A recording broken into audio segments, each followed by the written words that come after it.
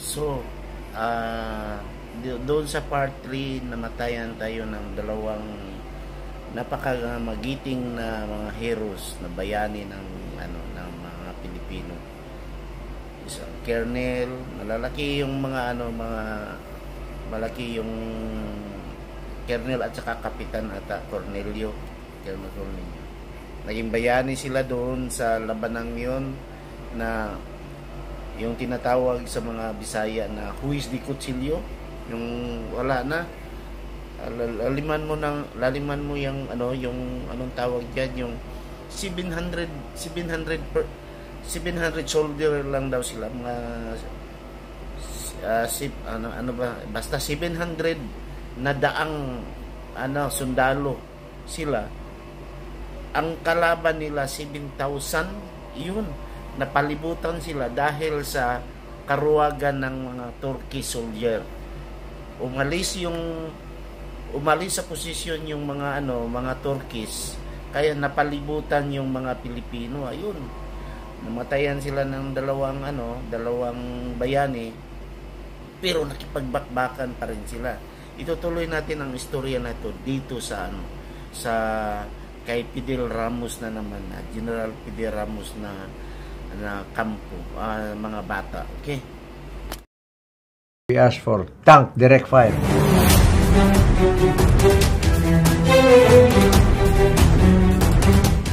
From our supporting forces in the back. And so the tanks being able to fire directly at the target, almost in a straight line, started firing.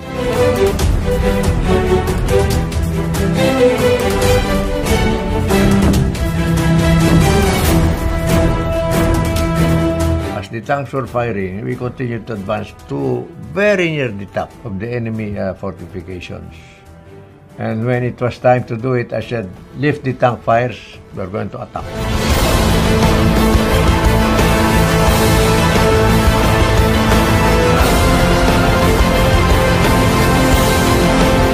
We identified the bunkers and the foxholes of the enemy one by one, and we attacked them with rifle fire, with bayonets, and in some cases with demolitions.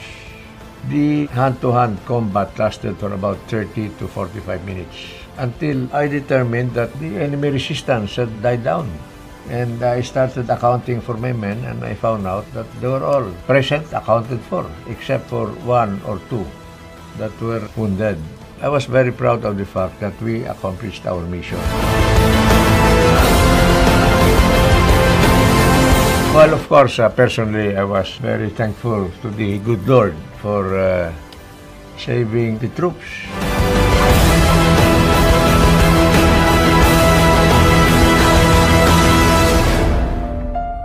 And then the 19th BCT came in. Kapkesi with the turnover from the 20th BCT, turned over to us.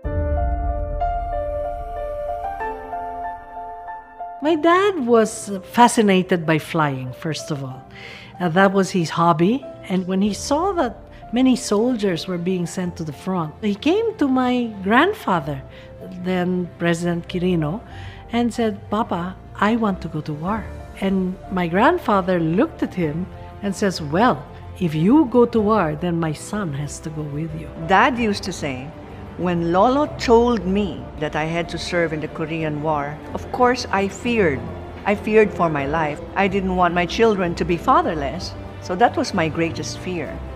But the love for my father and my sense of duty to him as his son overtook any fears that I had. And so I said, "Yes, Papa, I will do it."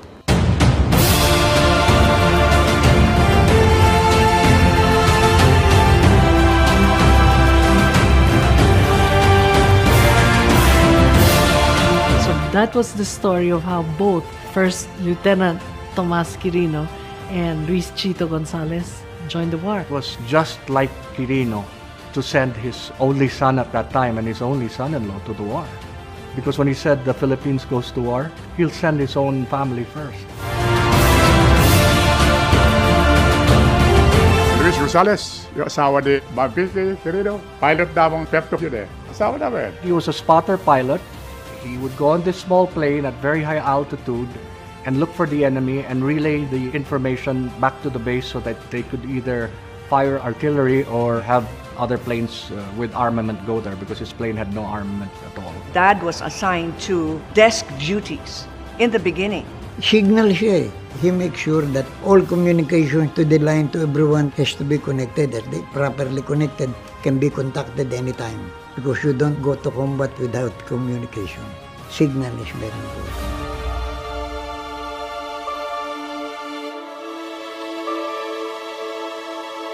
Because at this time he was married to the First Lady of the Philippines, my mother, no? So siguro they wanted to give him some type of preferential treatment, and he didn't like that at all. So he wrote to them and he said for them to please give him combat missions. My mother even said to me that your father, quote unquote, would do anything to measure up in the eyes of his father in the sense of esteem and respect. So he kept telling their officer, I want to see action. I want to see action. 10th of June, we were shipped to Line Jamestown.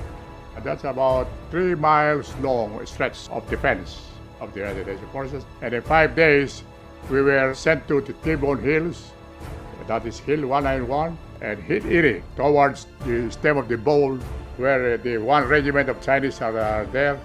And we had a 4 days battle with the combination.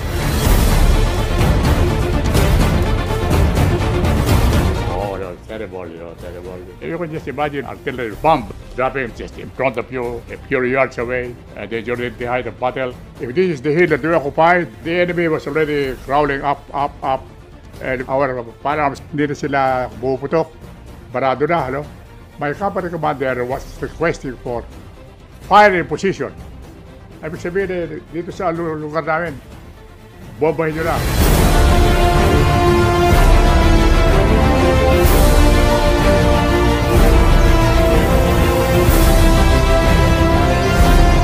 My battalion commander didn't approve it.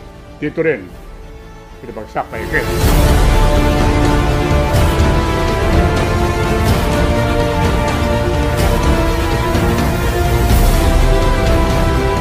And at the end of the battle, after 4 days, there was a recording from the 45th Division that no less than 500 enemy Chinese cavalry were killed by our artillery alone. That's aside from those who we encountered, yung umakyat sa aming hill, na napatay namin doon, na marami. They suffered a lot.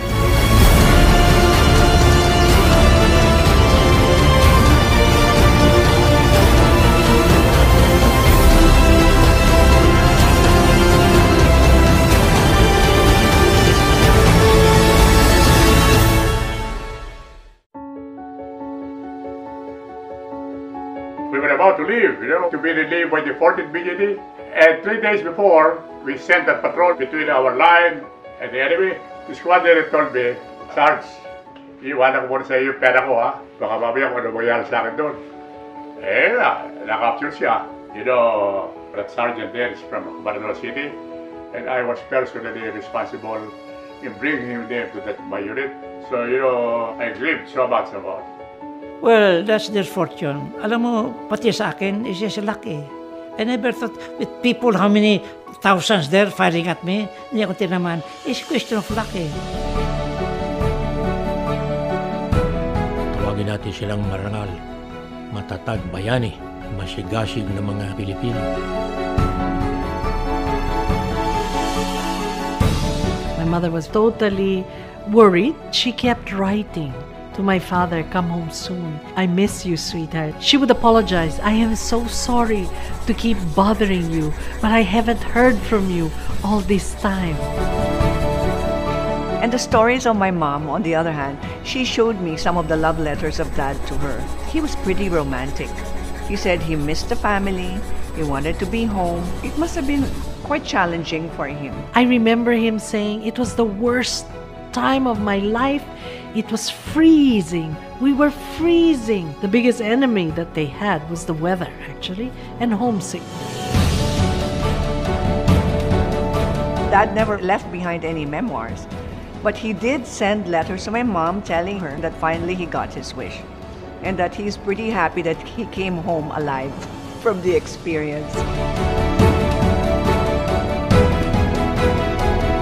I was initially assigned to the 7th Battalion Combat Team of Colonel Napoleon de Valeriano of the Ninita Unit. Then after about a year, I was given orders to join the 14th BCT.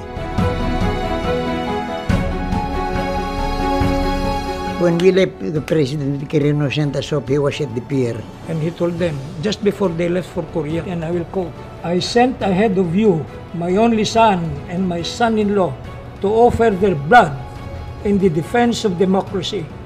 Thus my pride will be that with my own flesh and blood, I shall have participated in your coming struggle and victory for the honor and prestige of our country." Unquote. That is what he said.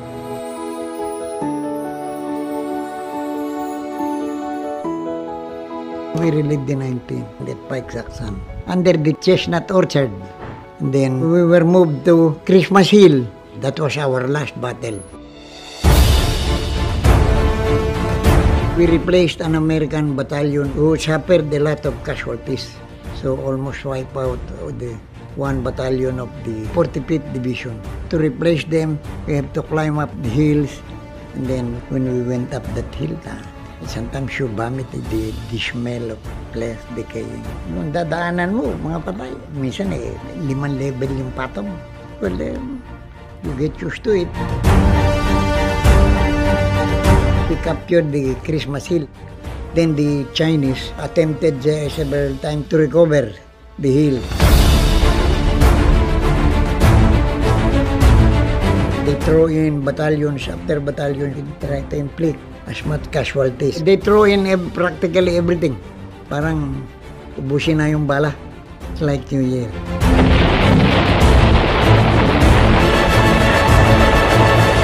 When you fight back in that war, you have everything you need. Artillery fire support, tank support, aircraft. You can ask for any fire support.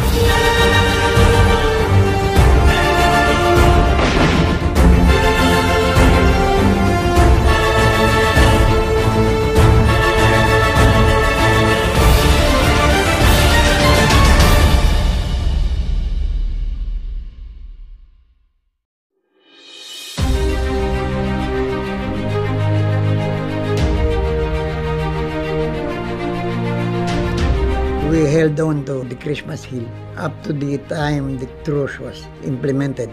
Took effect 10 in the evening, ceasefire na yun.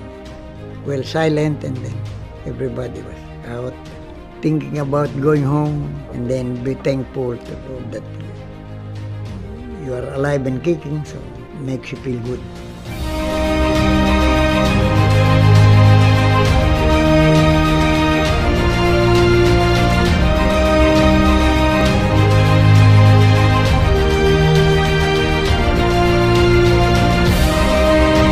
I went to Korea, there was already a truce, but everything was still on a war footing. There was the main battle position, the demarcation line between the two Koreas, which both sides guarded. The North Koreans guarded the north side, we did the south side. On the lines, your duty there would be to look through binoculars and you monitor the movement of the enemy on the other side. When the armed forces decided that there was no longer need for the BCT in Korea, the orders were for the BCT to come home. But on the last minute, they said a contingent of 1 officer and 10 enlisted men must stay behind, and I was the one chosen. So because of that, while the rest of the battalion went home, I was there for another additional 1 month and a half.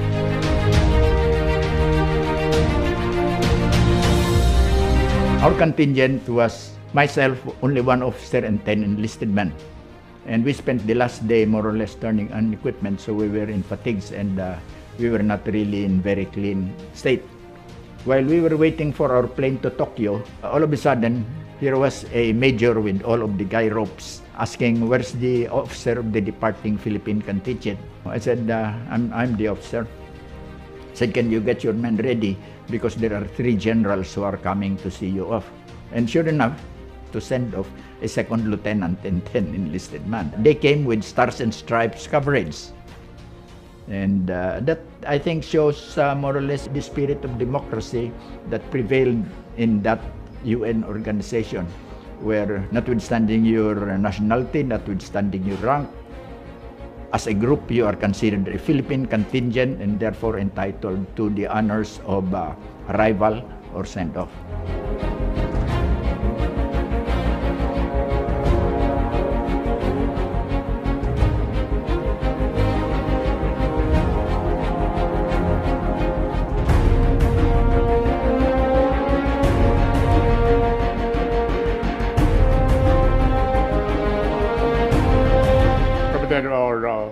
My spirit of patriotism was really enhanced.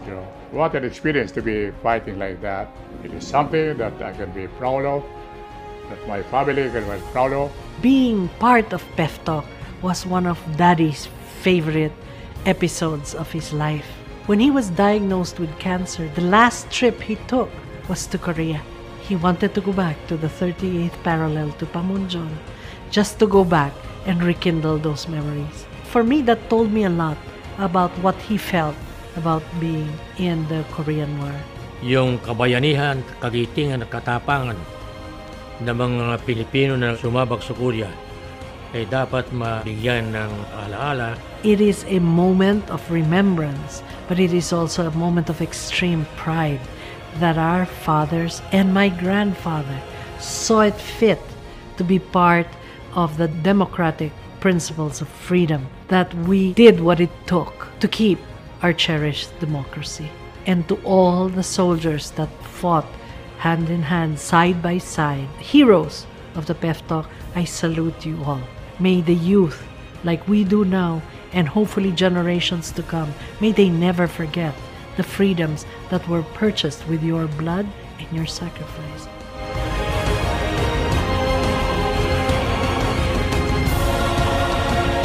This is the lesson of World War II and the Korean War, and the Vietnam War also after the Korean War, to all of us. And some of us not only suffered from all of this, but some old warriors like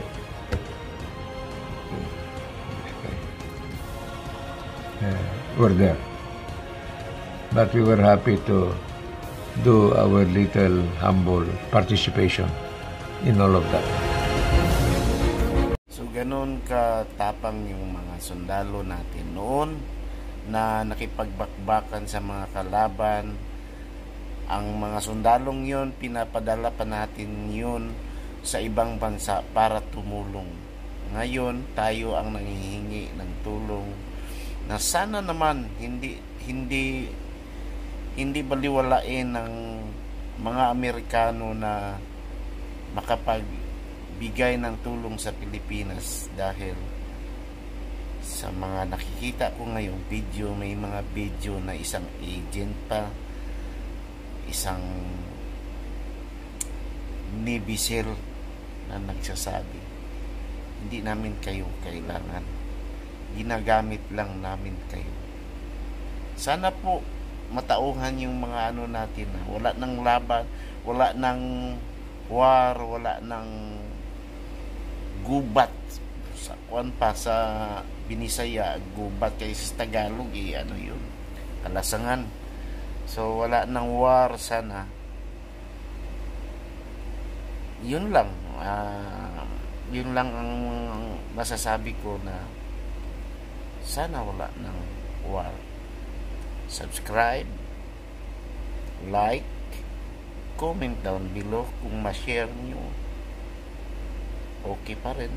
Kung hindi, just thumbs up. Thumbs up lang, okay lang.